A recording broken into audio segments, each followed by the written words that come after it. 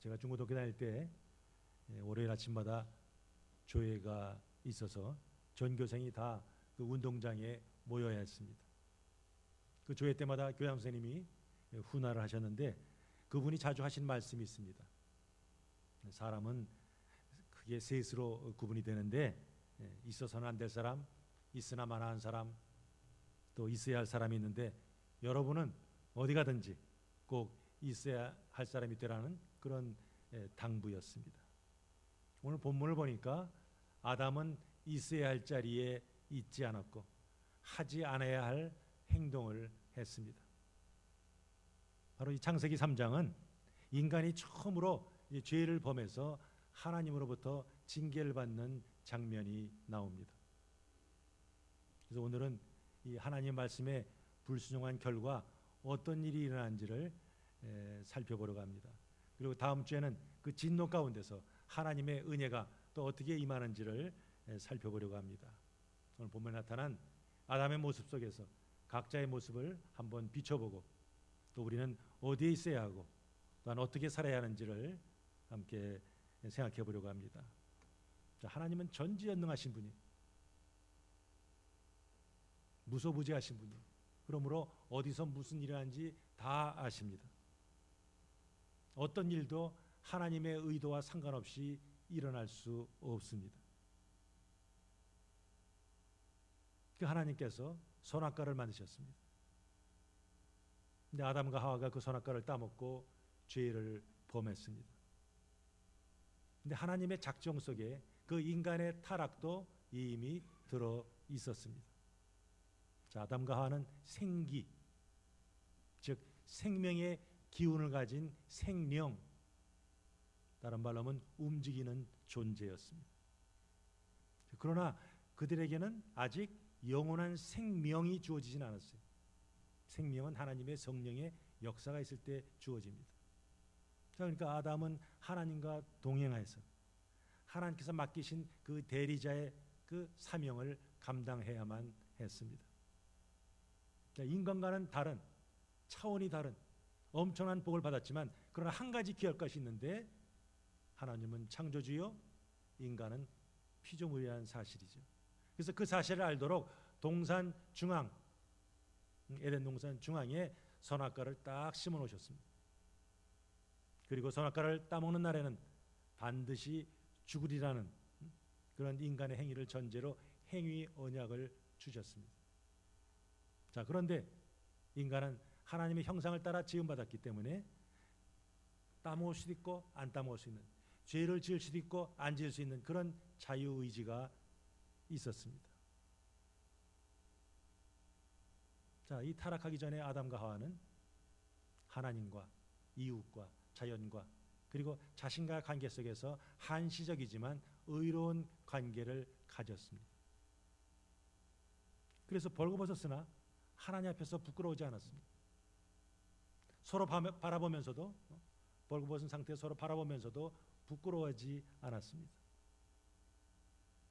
그렇다면 이 선악과 사건은 하나님의 은혜를 떠난 자들의 삶이 얼마나 비참하게 되는가 하는 것을 보여줍니다.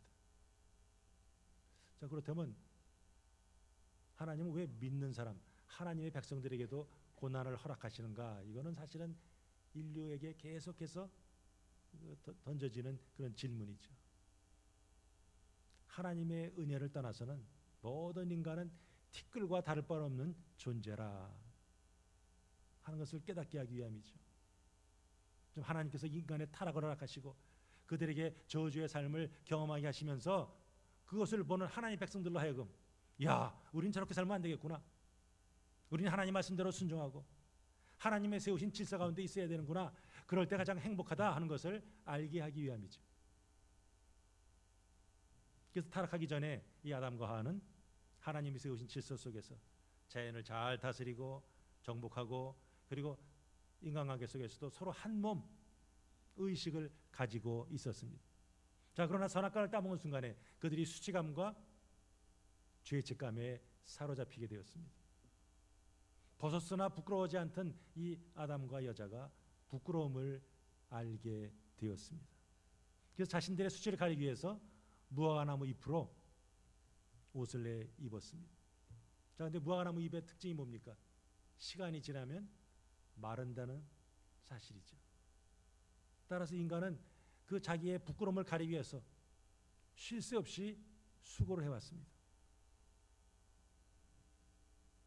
그 부끄러움을 가리기 위해서 종교, 철학, 과학, 뭐 별가지를 다 만들어냈습니다. 그러나 그 어떤 것도 인간의 공허함을 잠깐은 채워줄지 물론정 온전히 메워줄 수 없었어요. 부끄러움을 가려줄 수 없었어요. 그 부끄러움 가리기의 한 단면이 여자들의 화장에서 나타나죠. 물론 피부 미용, 좋은 피부를 가지기 위해서 뭐 화장을 하죠. 뭐 김이나 여러 가지 이런 잡티를 가리기 위해서 화장을 합니다. 그러나 나이가 들면 어떻게 돼요? 점점 가려져야 될 부분이 많아지고 골이 깊어지니까 어떻게 돼요? 화장이 점점 두꺼워집니다. 그래서 세대에 따른 변화를 20대는 화장을 하고 30대는 분장을 하고 40대는 변장을 하고 50대는 위장을 하고 60대는 포장을 하고 70대에는 어떤 화장품으로도 가려지지 않으니까 무슨 장 한다고 합니다. 자, 그렇다고 해서 뭐 다음 주부터 화장하지 말고 나오란 말은 아니에요. 우리 여성교 여기 계신 분들 보니까 우리 아브라함 선교회까지 피부가 좋아서 그런지 살짝 화장만 해도 아름답습니다.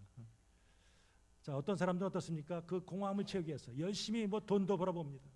명예를 얻으려고 애써서 봅니다. 쾌락도 누려봅니다. 그러나 여전히 목말라요. 그래서 인생을 고달프다고 이렇게 느낍니다. 자, 근데 우리 예수님께서 오셔서 말씀하셨어요. 우리 같이 한번 읽겠어요. 시작. 수고하고 무거운 짐자들아 다 내게로 오라.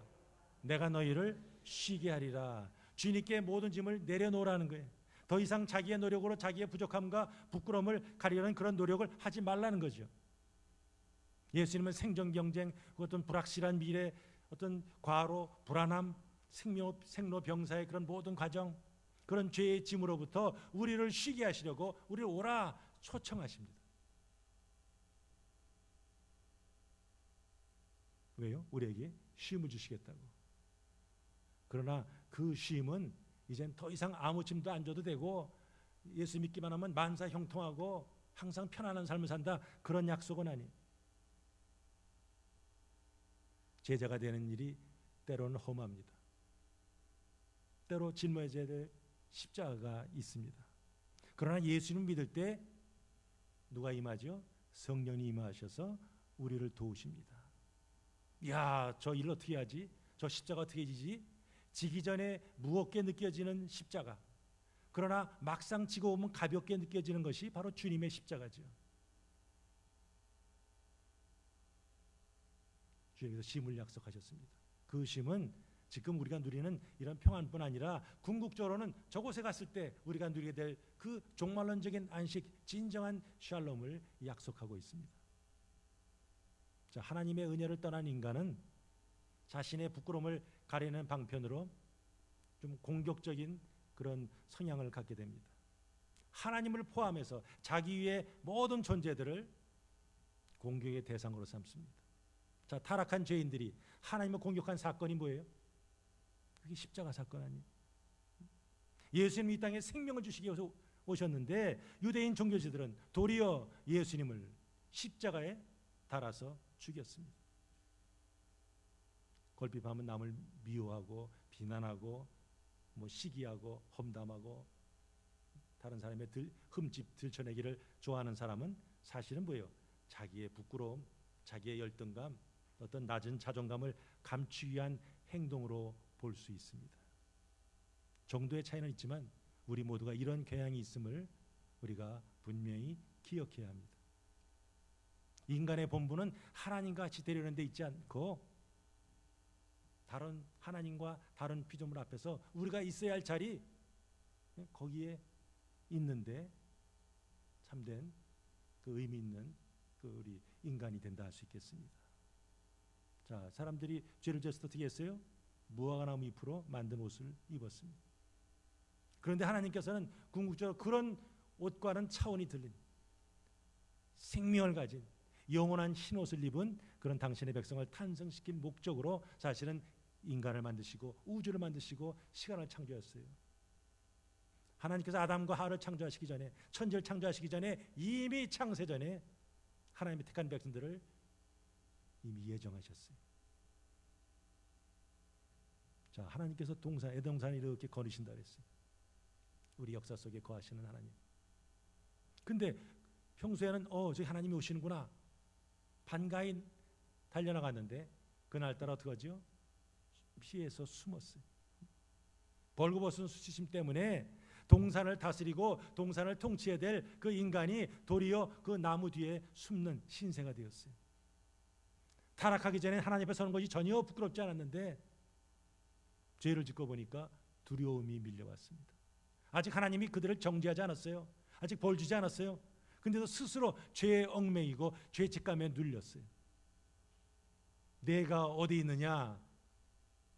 전능하신 하나님이 아담이 지금 어디인지 몰라서 지금 물으시는 질문입니까?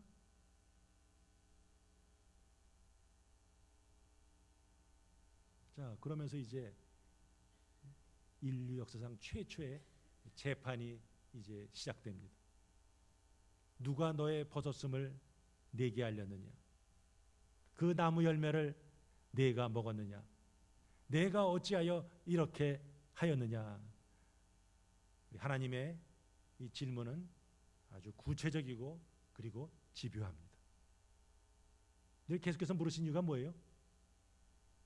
아담을 하여금 좀 회개할 기회를 주시는 거죠. 그런데 아담은 회개는커녕 도리어 변명하기에 급급합니다. 잘못했습니다.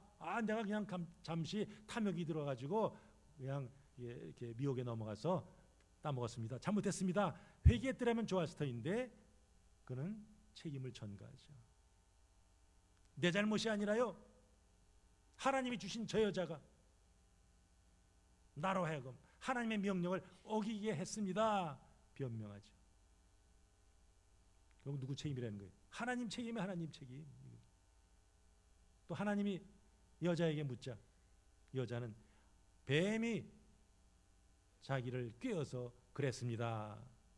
결국 그 뱀을 지으신 하나님이 사건의 책임자라는 거죠. 복 주시는 하나님께서 천지를 창조하시고 보시기에 좋았더라 감탄하셨는데 그 하나님께 죄의 책임을 돌리는 모습이야말로 바로 이 모든 관계가 깨어진 인간의 현주소라 할 수 있습니다. 하나님은 이 세상의 질서를 하나님에게서 남자로, 남자에서 여자로, 여자에서 짐승으로 이렇게 흐르게 이렇게 리더십을 만들어 오셨습니다. 근데 죄 지니까 이게 거꾸로 되죠. 사단이 뱀을 이용해서 우리 여자를 미혹하고 여자가 남자를 미혹하고 남자는 하나님께 책임을 전가하고 있습니다. 이건 뭐예요? 하나님의 질서를 완전히 파괴하는 거죠. 누가 먼저 범죄했어요? 뱀이 먼저 범죄했어요. 그 다음에 여자가 범죄했어요. 그리고 남자가 범죄했습니다. 그때 하나님께서 그 판결을 내리시는 순서도 먼저 뱀에게, 그 다음에 여자에게, 그 다음에 남자에게 합니다. 자, 지금 아담과 하와한테는 뭐 잘못했냐? 뭐 했어? 하면서 신문합니다.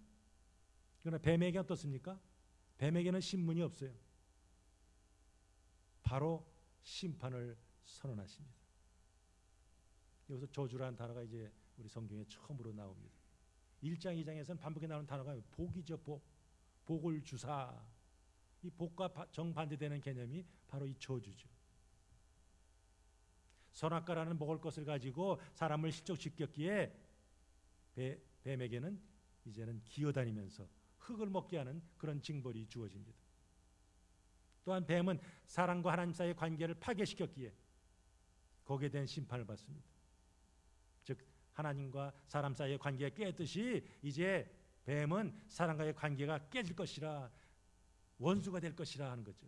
여자의 후손이 뱀의 머리를 꽝 쳐서 상처를 입히고 뱀은 그 후손의 발꿈치를 상하게 할 것이라.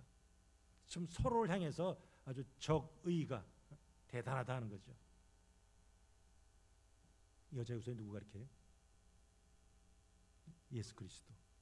뱀은 사탄. 물론 다음 주에 조금 더 깊게 다뤄보겠습니다.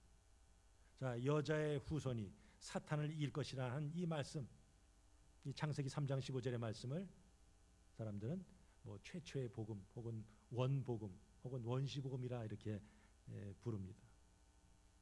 어쨌든 하나님과 사람의 관계를 파괴시키고 이 땅에 죄가 들어오게 한 사탄은 하나님과 사람과 관계에서 완전히 패배를 맛보는 그런 저주를 당합니다. 그리고 여자에게는 두 가지 형벌이 선언됩니다. 첫 번째가 임신의 고통이 아주 심해지는 거죠. 큰 고통 가운데서 해산하리라는 거예요. 둘째는 여자가 남자를 원하나 그랬어요. 이 원한다는 말이 뭘까? 지배하기 원하나 하는 거죠. 그러나 남자가 여자를 다스린다는 거예요. 자, 그 아담이 여자의 이름을 짓죠. 네? 하와라 짓습니다. 자, 우리 지난번에도 말씀드렸듯이 아담이 짐승들의 이름을 지었어요. 우리 중근동 지방에서 이 이름을 짓는다는 건 무슨 뜻이에요? 거기에 대한 지배권, 거기에 대한 소유권을 가지고 있다는 그런 뜻이죠. 여기 이 원한다는 말로 번역된 이 테시카라는 단어는 옳지 않은 감정으로 상대방을 지배하려는 의도, 그런 뜻을 가지고 있습니다. 그래서 우리 개역개정에서 그냥 원한다 이렇게 되어 있지만 우리 표준 세번역에서는 테시카의 의미를 살려서 내가 남편을 지배하려고 해도 도리어 남편이 너를 지배할 것이라 이렇게 나옵니다. 자, 그런데 여자가 잉태할 때 해산의 고통이 있다고 했어요. 지금 자식과의 첫 만남인데 첫 만남부터 뭐예요? 고통으로 시작된다는 거죠. 아담은 어떻습니까? 아내의 말을 듣고 하나님이 금하신 열매를 먹었기 때문에 땅은 너로 말미암아 저주를 받고 너는 내 평생에 수고하여 그 소산을 먹으리라 하는 그런 선고를 받습니다. 여기서 땅은 바로 아담이 만들어진 데 사용됐던 그 흙을 가리키죠. 아담은 앞으로 그것을 경작하면서, 전에는 에덴 동산에서 그 기쁨의 동산, 풍의 동산에서 따먹기만 하면 됐어요. 그러나 이제는 밭을 갈고 땅을 갈면서 경작하면서 해야 간신히 먹고 살 만한 열매가 나온다는 거죠. 자, 그거 해야 될 그 수고는 땅이 내게 가시덤불과 엉겅퀴를 낼 것이라 흙으로 돌아갈 때까지 얼굴에 땀을 흘려야 먹을 것을 먹으리니 하는 그런 선고 속에서 아주 구체화됩니다. 그러니까 공통적으로 아담과 하와는 뭐예요? 이제부터 그들의 삶에 고통이 있을 것이라. 근데 그 고통은 잠깐의 고통이 아니라 이젠 죽을 때까지 계속된다 하는 그런 벌을 받습니다. 자, 그것이 오늘 본문의 스토리입니다. 자, 이 죄를 범한 후에 아담과 이 하와에게 어떤 변화가 나타났습니까? 우리 첫 번째 같이 한번 읽어볼까요? 시작. 하나님과의 관계가 끊어집니다. 인간은 하나님의 말씀 듣고 그 말씀대로 순종하고 그 삶 전체를 하나님께 온전히 맡길 때 비로소 인간다운 삶을 살 수 있는, 행복을 느끼는 그런 하나님 의존적인 존재로 만들어졌어요. 그 타락하기 전에는 하나님과 자연과 자기 자신과 그런 올바른 관계를 가지고 살았습니다. 물론 생기만 가지고 있었기 때문에 그는 계속해서 얼마든지 타락할 가능성은 있었어요. 그러다가 이제 선악과를 따먹었어요. 그러니까 전에는 의로운 관계를 가졌던 사람이 이제는 불의한 사람이 되었어요. 그러다 보니까 이제는 하나님의 낯을 피해서 숨게 됩니다. 하나님 관계가 단절이 됐어요. 자, 전기도 어떻게 옵니까? 발전소에서 오는 전기가 이렇게 해서 연결이 돼야죠. 중간에 끊어버리면 어떻게 돼요? 전기가 안 들어오죠. 아무리 수도꼭지 좋은 게 있어도 수도관 중간에 끊어버리면 어떻게 돼요? 수돗물이 나올 수가 없어요. 하나님의 은혜가 계속해서 내려와야 되는데 거의 딱 단절이 돼버렸어요. 성경 그런 인간을 가리켜서 허물과 죄로 어떤 자요? 죽은 자 이렇게 나오죠. 에베소 2장 1절에 죽을 수밖에 없는 자가 아니라 죽은 자 이렇게 선포합니다. 지난주 말씀드린 같이 뿌리가 뽑힌 나무 당장은 살아있어요. 그러나 시간이 무슨 말라지면서 죽어가죠. 마찬가지예요. 하나님과의 관계가 끊어진 인간, 지금은 뭐 살아있는 것 같지만 시간이 흐르면서 시들게 되고 말라 죽게 됩니다. 자, 그러니까 하나님의 은혜를 알지 못하고 하나님 알지 못하는 사람들은 늘 자기가 부족하니까 공허합니다. 고달픕니다. 인생이 어디로 갔다 어디로 가는지 그걸 알지 못하니까 방황하면서 그야말로 하나님 보시기에 의미 없는 삶을 삽니다. 그런데 그 가운데 하나님의 은혜로 예수님을 믿고 생명을 가진 사람들이 있습니다. 그들이 성도입니다. 성령께서 내주하시면서 그들의 발걸음을 선하게 인도하십니다. 이제 그 성도들은 하나님의 은혜가 아니면 우리는 살 수 없습니다. 행복할 수 없습니다 하면서 그들은 하나님의 말씀을 붙들고 그 말씀대로 순종하며 살아갑니다. 자, 두 번째 나타난 변화가 있어요. 부끄러워하죠. 선악기를 따먹기 전에는 하나님이 이거 선이야? 예서 선입니다.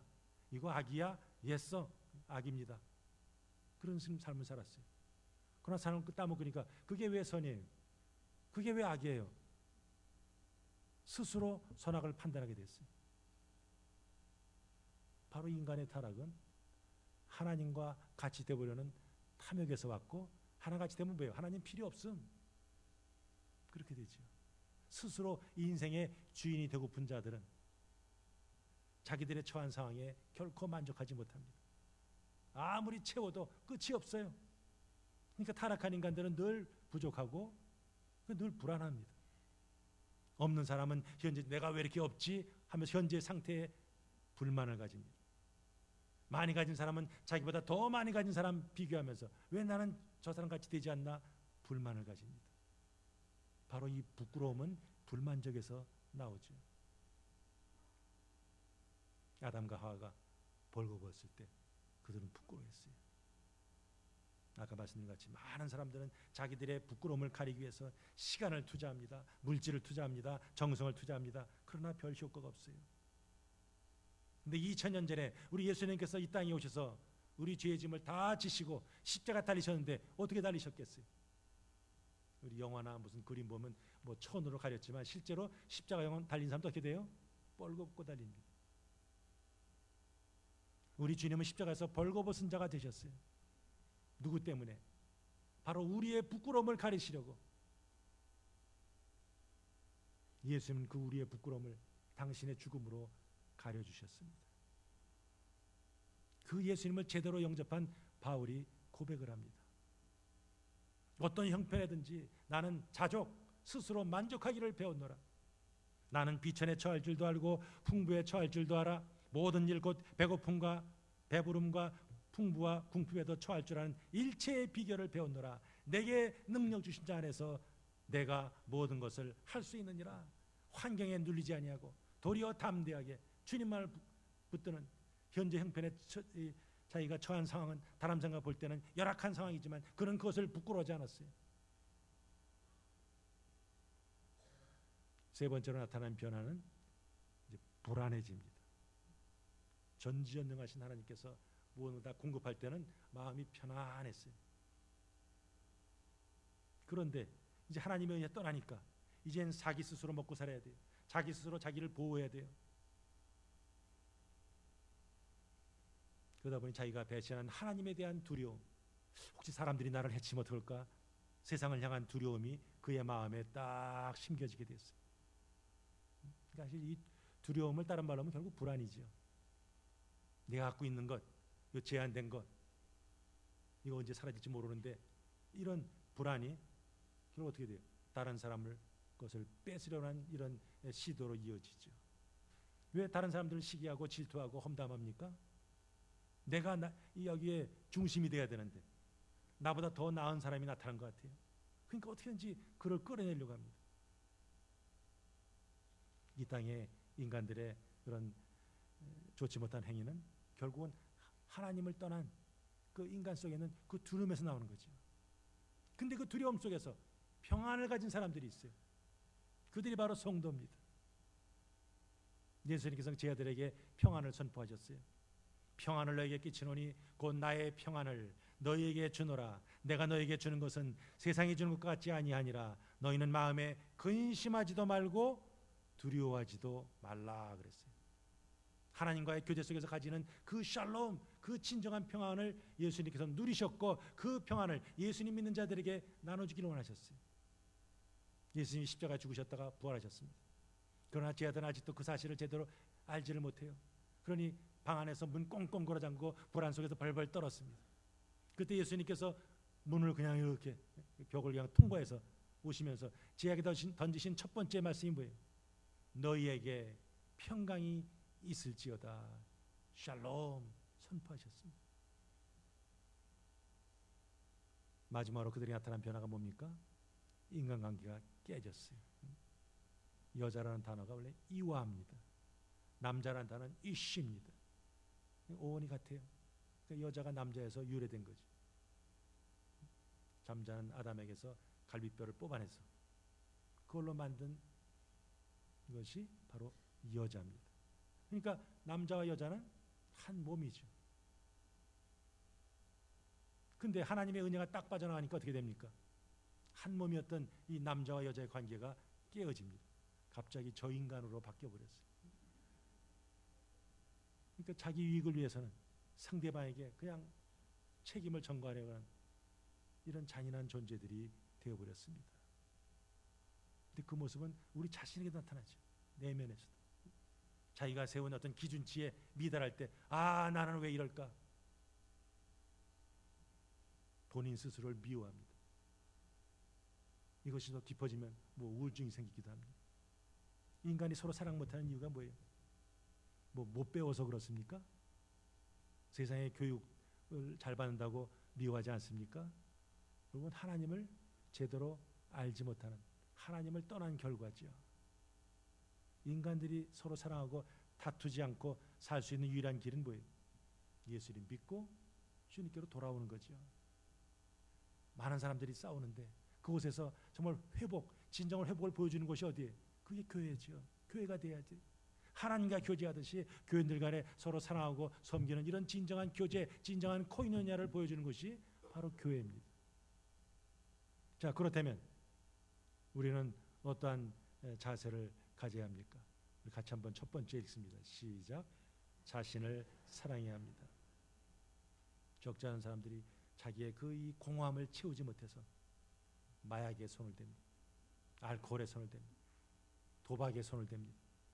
거기에 중독되다 보니까 삶이 황폐해집니다. 왜 중독이 생깁니까? 그 부끄러움 때문에, 그 공허감 때문에, 그 두려움 때문에. 그것을 잊기 위해서 중독에 빠졌다가 헤어나지 못하는 사람들이 얼마나 많습니까? 주님 말씀하십니다. 진리가 너희를 자유케 하리니 그랬어요. 우리가 예수 그리스도를 믿으면 그 모든 속박에서 자유함을 얻습니다. 우리는 엉뚱한 것으로 인해서 불안해하거나 두려워해서는 안 됩니다. 왜 나는 이렇게 생겼지? 왜 내 형편은 이렇지? 왜 내 가정은, 내 비즈니스는 왜 이렇지? 하면서 우리는 부끄러워하거나 자학해서는 안 됩니다. 그럴 때마다 우리는 누군가? 우리 각자를 한번 생각해야죠. 우리 하나님 앞에 어떤 존재인가? 하나님 우리를 얼마나 사랑하시는지, 그야말로 목숨 바쳐 사랑하셨죠. 아들까지 보내셔서 우리의 죄를 대신 지시게 하고 너 죽어. 예수님을 대신 죽게 하셨어요.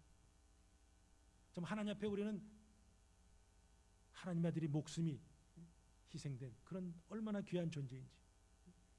에베소 2장 10절에서도 너희는 하나님을 만드신 바라 하나님의 걸작품이라 그랬어요. 그렇다면 우리 각자는 은혜로 택함받은 하나님의 자녀라는 것을 확신하면서 사실은 우리 자신을 사랑해야죠. 자신만 사랑하면 안 되지만 자신을 사랑해야죠. 가난할 수 있어요. 그러나 가난한 것이 결코 부끄럽지 않아야죠.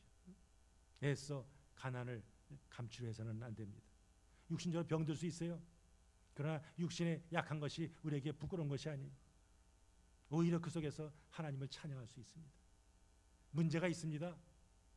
그러나 그럼에도 불구하고 합력하여 선을 주시는 그 하나님을 믿기에 어려운 상황에서도 우리는 감사할 수 있습니다. 요즘에 한국에서 미디어 회복 캠페인이 벌어지고 있습니다. 하나님의 은혜를 사모하는 자들이 절제하자는 의미에서 금식을 하죠. 뭐 절식을 합니다. 우리 디지털 시대를 살아가는 우리에게도 그런 금식이 필요하다 하는 거예요. 그럼 어떻게 하면 금식할까? 그럼 내가 중독된 게 뭐지? 거기서 조금 이렇게 벗어나 있자 하는 거예요. 현대에 있어서 이 미디어에 알게 모르게 중독이 되어 있습니다. 같이 앉아서 뭐 이따 친교실도 보세요. 식사하면서도 뭐 들고 있어요? 핸드폰 들고 있잖아요. 그거 보고 있어요. 거기 인포메이션 오는 얘기 열심히 읽고 있습니다. 다 중독이 되어 있어요. 자, 그래서 미디어를 금식하자는 거죠. 자발적으로 TV나 영화나 인터넷이나 스마트폰이나 뭐 심지어 신문, 잡지까지 조금 사용을 절제하자. 그 중독에서 좀 벗어나자. 그러면 그걸로 인해서 그 절제한 그 시간을 가지고 뭘 하느냐? 성경을 좀 가까이 하자는 거죠. 특별히 사순절을 맞이해서 예수님의 생애와 그 사역이 담긴 그 사복음서를 읽으면서 그리스도의 고난과 그분의 부활을 좀 묵상하자는 거죠. 아, 난 눈이 안 좋은데 안 보이는데 그럼 뭐 어떻게 해요? 요새 오디오가 얼마나 많습니까? 들어야죠. 어쨌든 말씀 속에서 우리를 향하신 그 주님의 사랑이 얼마나 큰지 그걸 통해서 아, 나는 어떠한 존재인지, 나는 하나님의 자녀야, 나는 하나님의 아들이고 하나님의 딸이야, 이런 분명한 자존감을 가지고 우리는 주님 원하시는 삶을 살아야지. 두 번째는요, 시작, 이웃을 사랑해야 합니다. 하나님은 우주의 주관자, 역사를 주관하신 분, 이런 분명한 인식이 우리에게 있을 때 우리는 두려워하지 않습니다. 하나님의 사랑을 깊이 입은 자는 그때서는 비로소 남을 사랑할 수 있습니다. 시집살이 톡톡히 한 며느리가 자기의 그 며느리, 이제 아들의 그 부인에게 잘하겠습니까? 아니면 그 시어머니에게 사랑받은 며느리가 자기 며느리에게 잘하겠습니까? 사랑받은 사람이 그 사랑을 전해줄 수 있어요. 하나님 사랑에 온전히 빠져들 때 비로소 다른 사람을 사랑으로 섬길 수 있습니다. 성경에서는 두려움의 반대는 용기가 아니라 사랑이라고 합니다. 같이 한번 요한일서 읽겠습니다. 시작. 사랑 안에 두려움이 없고 온전한 사랑이 두려움을 내쫓나니 두려움에는 형벌이 있습니다. 두려워하는 자는 사랑 안에서 온전히 이루지 못하였느니라. 이 두려움과 사랑은 공존할 수가 없어요. 사랑은 두려움을 내쫓는다 그랬어요. 두려워하는 자는 하나님을 제대로 사랑하지 않는 자고 더 나아가서 형제나 자매를 사랑하지 않는 자라 하죠.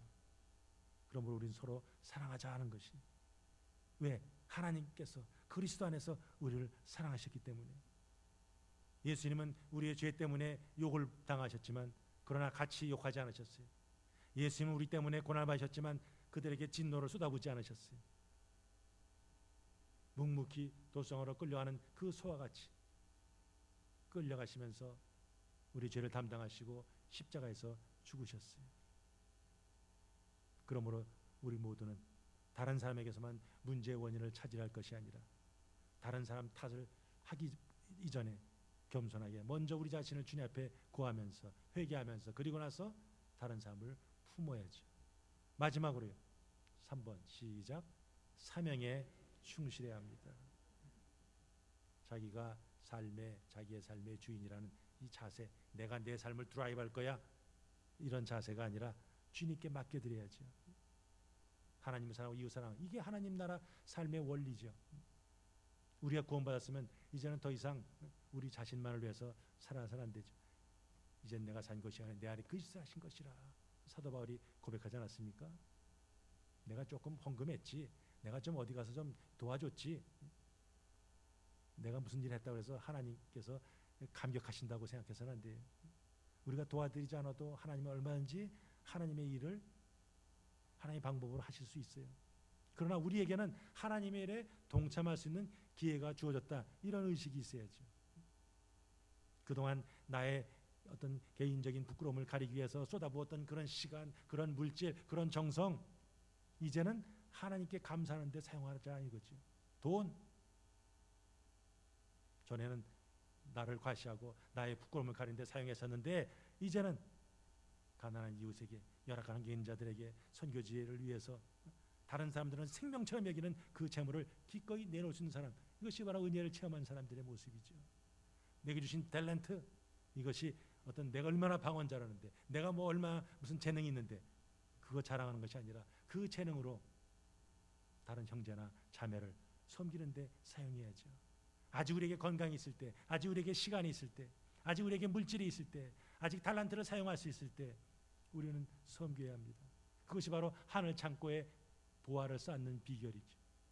그럴 때 우리는 훗날 주님 앞에 캥기는 모습으로 면모없이 서는 게 아니라 평강 가운데 설 수 있습니다. 내가 어디 있느냐? 하나님의 질문은 지금 우리 모두에게 던지시는 질문입니다. 지금 어디 계십니까? 있을 자리에 있습니까? 바울과 같이 참 이제는 내가 산 것이 아니요 내 안에 그리스도 사신 것이라, 이런 고백할 수 있어야죠. 내 생각에 따라 하나님의 말씀을 타협하지 아니하고 주기까지 우리는 하나님의 말씀을 붙들어야 돼요. 어떤 형편과 저희 속에서도 불안해하지 않고, 불평하지 않고, 원망하지 않고, 두려워하지 않고, 도리어 주님을 의지하는 가운데 담대함으로 주님과 다나믹한 견제를 가지고 또 이웃에게 내 자신처럼 사랑하면서 우리에게 맡겨진 사명을 끝까지 감당하면서 다윗처럼 주의 마음에 합한 자들이 다 되시기를 주님의 이름으로 축복합니다. 아멘.